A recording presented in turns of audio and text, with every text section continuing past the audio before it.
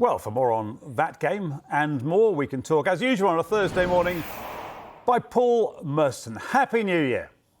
Happy New Year, everybody. Happy New Year. So, it must have been a lovely start to the new year for you to see Arsenal come back and win in the manner that they did. I think it was very important for the whole of the Premier League, if I'm being honest. I thought if Arsenal would have lost that game, that would have been it. I think Liverpool would have run away with it.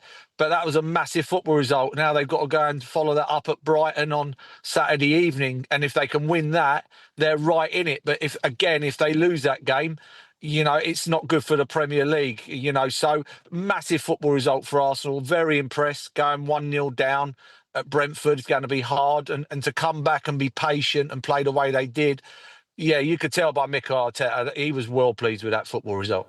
Obviously, Bukayo Saka is a massive miss for them. He's going to be out for a couple of months, we think. But did the performance of Ethan Nwaneri in his first Premier League start leave you thinking they've got a pretty good solution to the Saka problem? Yeah, I'm a big fan of this kid. I think he's an amazing player. I think he's been patient and to get his chance. He's coming. He's not Saka. He's a different kind of player. Saka's going to be missed. He's in there, with Odegaard and Saka and Rice are probably their three best players. So he's got to come in. He's going to have to be looked after. I don't know if he'll be able to play week in, week out. I think Mikel Arteta will have to look after his minutes in that way. But yeah, a massive talent. Arsenal got to hang on the coattails of Liverpool, and hopefully by the time Saka comes back, if Arsenal are still in the title race, then they have every chance. January is obviously therefore a big month for them, on and off the field. The transfer window is open, but now that Gabriel Jesus has found his scoring form, 6 goals in 4 games, has that changed your view on whether they need a new striker this month? Well, if I was Arsenal and I had the money, I'd go out and buy Isak. I'd break the bank for him. I think he's the best of the best. I think he takes Arsenal to another level. What I like about Jesus, he's got back in the team this time round and he's gone, you know what, I'm going to get in the box. I need to score goals. If I'm going to stay in this football team, I need to score goals. And that's what he's done. I think he's got 6 in 4. That goal yesterday was a proper poacher's goal. Very rare we see him in their 6-yard box, heading them in from there. So, yeah. With Havertz coming back as well, he wasn't well. It pushes Havertz back to midfield. But Havertz, naturally, as a forward, will get in the box and there's an extra body in the box. So, yeah, hopefully, if Jesus can keep on doing what he's doing, they won't have to. But, I'm looking at the all-round picture and I'm looking at next season as well. I think if we can get hold of Isak, who I think is the best in the business at the moment, I think that would be a massive coup for Arsenal. So sorry, Newcastle fans. Yeah, to pick up on that Isak point, if I were to offer you either Isak or Haaland on loan for the rest of the season, same money, you're going Isak, are you? The way Arsenal play, I would have to go with Isak. Yeah, I would have to go with Isak because of the way Arsenal play, and they got a lot of build-up play. They want the forward to sort of join in, whether it be Havertz or Jesus, the way they play through the lines. So he probably suits Arsenal more than Haaland. But that's a terrible question to be asking someone 2 days into the new year. A terrible question. I think for Arsenal, I think they take Isak because of the way they play. We start as we mean to go on. Always terrible questions. Let's revisit what you were saying about Arsenal hanging on to Liverpool's coattails. Have they got enough to do that, to make it at the very least a race right to the end of the season and maybe even overtake Liverpool? I think so. I think they'll have to take it a game at a time. I think it's a massive football match Saturday evening. They have to beat Brighton. I don't think they've got any slip-ups. I mean, if they can beat Brighton, go 3 points behind, Liverpool are 2 games in hand. Them 2 games in hand are against Man United and Everton. They're 2 biggest arch rivals. Should be really difficult games. Come what Sunday, I don't think it will be a difficult game, but I sort of wipe out the games in hand. Don't worry about them. Try and just stay on their coattails at the moment. The games in hand will look after themselves. But Arsenal got some difficult fixtures coming up. I think after this game, they have 5 home games on the trot, which is unheard of, really. Very, very rare you play 5 games on the trot at home. So, yeah, it's just stay in there. If they can stay in there till March and when Saka's back, they will have every chance, definitely. But they've got to beat Brighton. They're in a win-win, got to win every game now.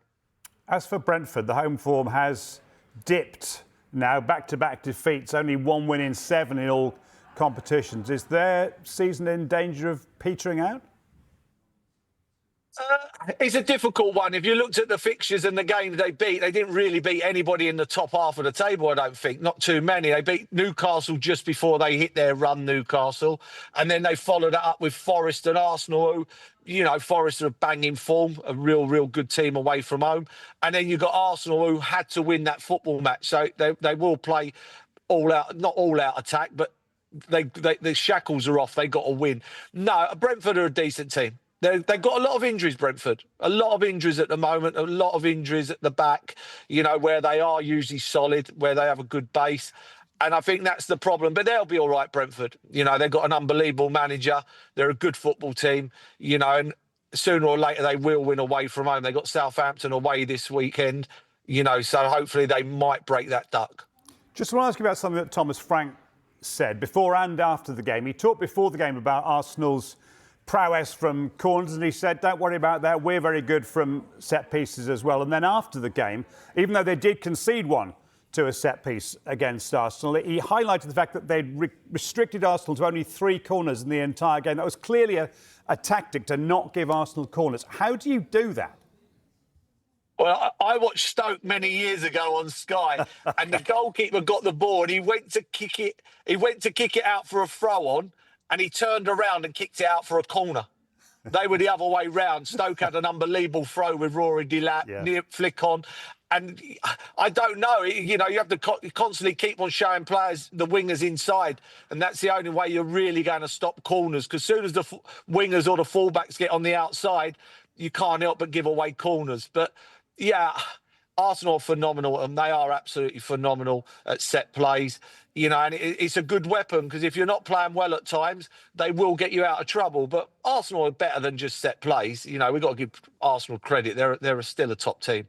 There's actually a lot of talk this morning in the media that, yes, they're getting results. Yes, they're, as you say, finding a way to win games, but they're not playing as attractive a style of football as they were maybe a couple of years ago. Yeah, I think the problem with that is, you know, they've earned the right now, Arsenal, the respect of other teams around the country. And it's hard. Teams set up against Arsenal, they kick off, they play 10 behind the ball. And it's hard to break down. You have to break teams down. It took them, you know, a while to break Ipswich down. It was a difficult night that night. If teams come out, Arsenal will destroy you. If you want to play end-to-end football, you have a shot, we have a shot. And I felt that was the case over the last couple of years. And when you score early, if you're Arsenal, then the other team have to come out, and then Arsenal will destroy you. But good teams win games when they're not playing great.